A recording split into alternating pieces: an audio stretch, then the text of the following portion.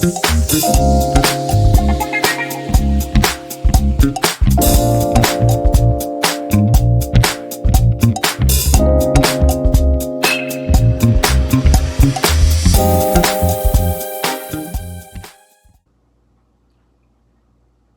if I told you that failure is part of success? Would you believe me? Would you believe that failure is part of success? Well, failure actually is part of success. There are numerous people who have failed to get to where they are. I know it looks like everybody, are being successful. Their products are jumping off the shelves, or it looks like they had it easy. But no, people who've done amazing things have failed before. Nobody gets to the finish line without having to stumble or fall or start over or reinvent themselves. Everybody goes through a process to get to their finish line along their journey. Everybody goes through a process where they have to stop and think about it and start over.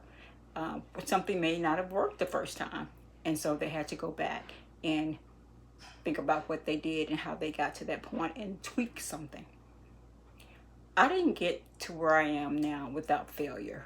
I got here because of failure. I'm here now as a serial entrepreneur, as an international best-selling author, as the recipient of the Presidential Lifetime Achievement Award. I am here as a who's who of America. I am a board member of several organizations, and that's just a few of the accolades that I have now because I failed forward. What is failing forward? Failing forward means you don't stop when something doesn't work. You don't stop when something doesn't work. My name is Dr. Brenda Myers, and I am so honored to be here, a part of the Sister Leaders Conference 2025. This is an amazing group of women who are here to share their stories with you, and I am just one of the speakers today, and I'm honored to be here. My subject is failing forward, and I have been through many situations where I had to dig my way out. One of the main situations that led me into entrepreneurship was in 2009 when the stock market or the economy crashed. I was working for one of the largest law firms in the state of Mississippi, and I was downsized. Never thought that would happen to me. I had been there for 8 years. I was working for the partners, and everything was going great. And then one day I got a phone call that changed everything.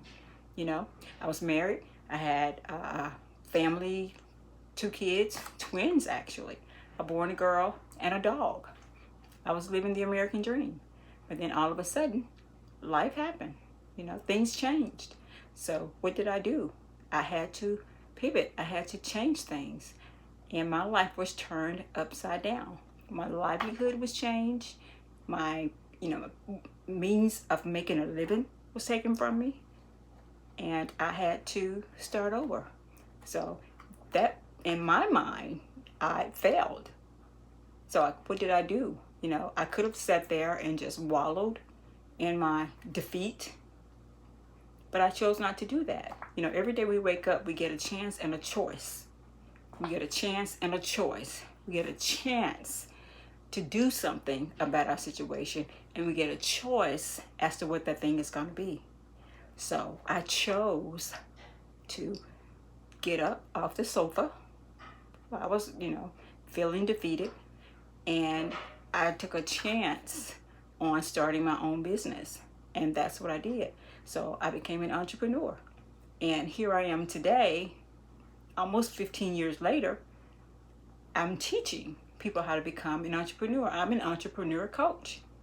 So opportunities present themselves in different ways. A lot of times the path that we're on is not always going to be the path that we're going to stay on.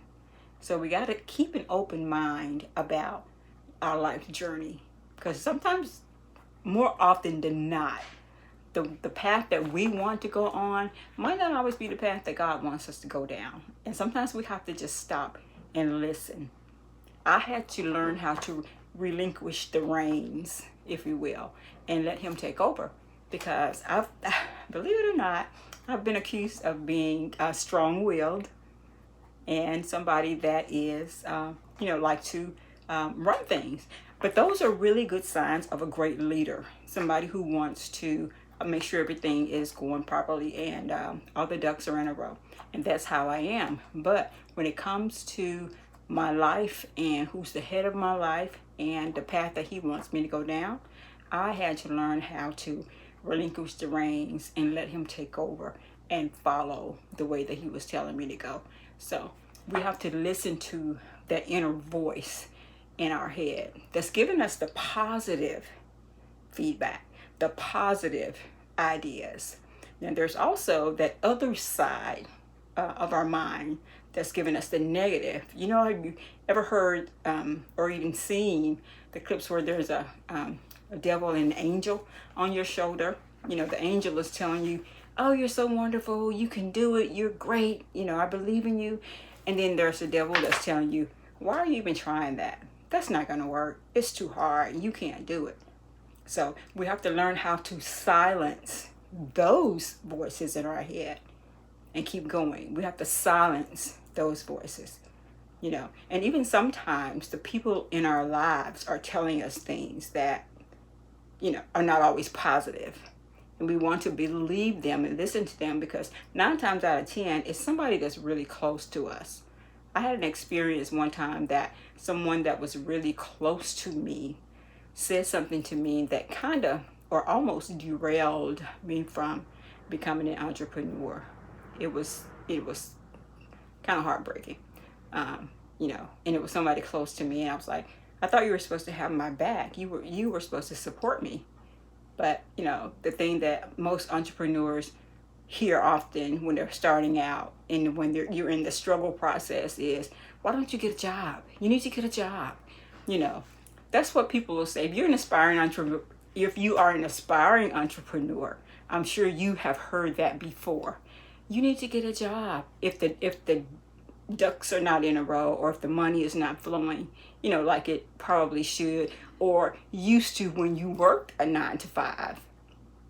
Those 9 to 5 jobs, you got that check coming in every Friday, every other Friday, or whatever the case may be.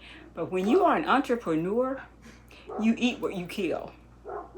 What that means is, if you don't get up out of that bed and go out there and make something happen, you might starve. Literally, you might starve. So what I'm saying to you is, you are your own supporter. You have to listen to you. And you have to make things happen for you. So I'm telling everybody out there that's within the sound of my voice that is a part of this conference, do you. Do you. Silence the naysayers and the negative voices in your head and that are around you. Because God didn't give them that vision. He gave it to you. It's your vision. It's your dream. So don't let anyone sidetrack you or derail you from that dream. Okay? And life is going to happen. I'm telling you, life is going to happen. And it's like I said, failure is part of the process. Things happen, unexpected things that are out of your control. You have no control over everything. No one has control over everything. I wish that were so. But you know what? If that were so, it'll be something else. It'll be something else that will cause us to, get sidetracked or fail at something or not get to the finish line as quickly as we would like to. Because, it took me a while. We have to find our niche. And once you find your niche, then you'll thrive. You'll do great. And what does that mean, find your niche? That means find a thing that you're great at. When you find a thing that you're great at, you'll move heaven and earth to make it happen. Because it's your passion. It's your passion. It's like birthing a baby. It's your baby. I remember when I started my insurance agency, it was my baby. It's still my baby. Because you have to nurture it. You have to take care of it. You have to groom it. You have to raise it, if you will. You have to raise it. And it's yours. And you're responsible for it. So, once you find your niche, you'll do everything you can to make that thing happen. You do everything you can to make it happen. And it all starts with believing that you can. You have to believe that you can, you know. If you are on a journey and if you don't believe you can, it's not going to work. You got to believe you can. People can tell you all day, oh, you can do it, you can do it. But if you don't believe you can do it, you're already defeated. You're dead in the water. But you have to believe that you can do it, and then you can do it. And then you have to have the right support group around you. You have to have the right group of people around you that is supporting you and telling you, motivating you, and keeping you encouraged. Because there are going to be some days where, you know, you're not going to feel like going, you know, to the office or working on that project or, you know, doing whatever it is. And that's the time that you need your support group or your mentor or, you know, whoever's surrounding you that you trust or that can lift you up. You know, we all need a team or people around us in our camp that's there for us, that's on our side, that's going to, you know, give us that atta girl or you can do it, somebody that we believe in and somebody that believes in us, because we all need that. You know, if we understand love languages, you know, one of my love languages is words of affirmation, you know, and I like hearing positive things. Those are the things that keeps me motivated, you know. So whatever keeps you motivated or whoever keeps you motivated, spend time with them when you're in a moment where, you know, you don't feel like you can do it or you're feeling kind of defeated. Because it will happen. It will happen. So just stay encouraged. And there are some things that, you know, you can do to help you stay encouraged, to help you get to the place where you want to get to. And these are things that you can do daily. So I'm going to give you 7 principles. Let me grab my glasses so I can see. I am going to give you, these are actually 5 things. These are 5 things that you can do to turn your failure into fuel. Man, that is powerful. Turning failure into fuel. I'm telling you, sometimes you can get so mad at something and you're like, okay, that's just giving me the power to go on and do the next thing. That's just giving me the power that I needed to, you know, to keep going. So these are the 5 things. The first thing is you have to redefine failure. Redefine failure. The first thing about that is failure is not final. Wow. Failure is not final. It's only final if you stop, if you quit. Okay? It's feedback. My job loss wasn't punishment. It was a push toward entrepreneurship. Let me say that again. When I lost my job, it wasn't punishment. It was a push toward entrepreneurship. A lot of times we're in a situation where we know that we're not happy, but we're afraid to move. We're afraid to do something different. Sometimes God will make it so that we don't have a choice. So we gotta move. We gotta move. And so, you know, when the economy crashed, instead of me going back to get another job after things got better, I chose not to. I chose to start my own business, and that's what I did. And so here I am now, 15 years later, still an entrepreneur. Okay? The next thing is shift your mindset. It's like I was saying earlier, words shape worlds. Words shape worlds.